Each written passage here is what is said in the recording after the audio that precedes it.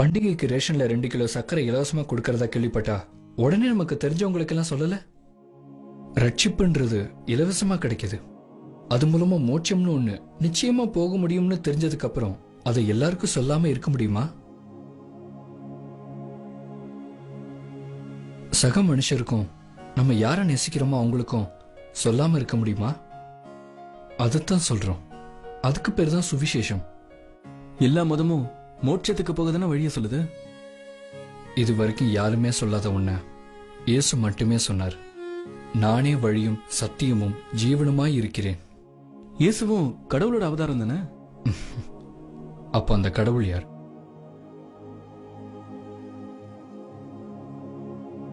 உன்னோட எல்லா கேள்விக்கும் பைபிள்ல விடை இருக்கு.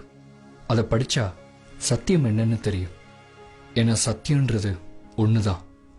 நமக்காக உயிர் விட்டது இயேசு கிறிஸ்து. அதுதான் கிருபை.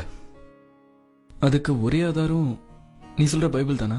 2012 வருஷமா இந்த பூமியில பிறந்த யாரா இருந்தாலும் அவங்க பிறந்த தேதியில இயேசு கிறிஸ்து உயிர் விட்ட தேதியும் அடங்கியிருக்கு. இது சரித்திரபூர்வமான ஆதாரம்.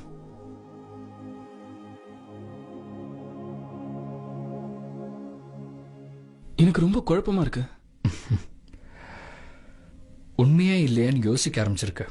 அதான் குழப்பம் வருது. அந்த மாதிரி சமயத்துல நான் ஜெபம் பண்ணுவேன். ஜெபம்னா என்ன? கடவுளோட நேரடியா பேசுறது. No mediator, no translator. கிருபைனா? உலகம் வச்ச பேர் அதிர்ஷ்டம். தகுதி என்பதே இல்லாம கொடுக்கப்படுவது கிருபை. அது கடவுளால கிடைக்குது. விசுவாசம்? பார்த்ததை நம்புறது நம்பிக்கை. பார்க்காம உணர்ந்து நம்புறது விசுவாசம்.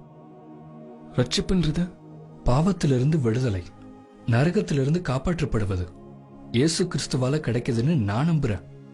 கிறிஸ்டியன்ஸுக்கும் மற்றவங்களுக்கும் வித்தியாசம் இருக்குன்னு சொல்றியா?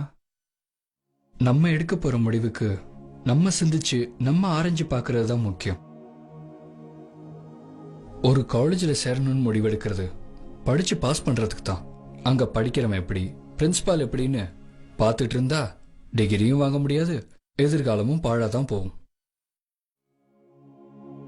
கிறிஸ்டியன்ஸை பார்க்காத, சர்ச்சை பார்க்காத, பாஸ்டரை பார்க்காத, இயேசுவை முதல்ல பாரு.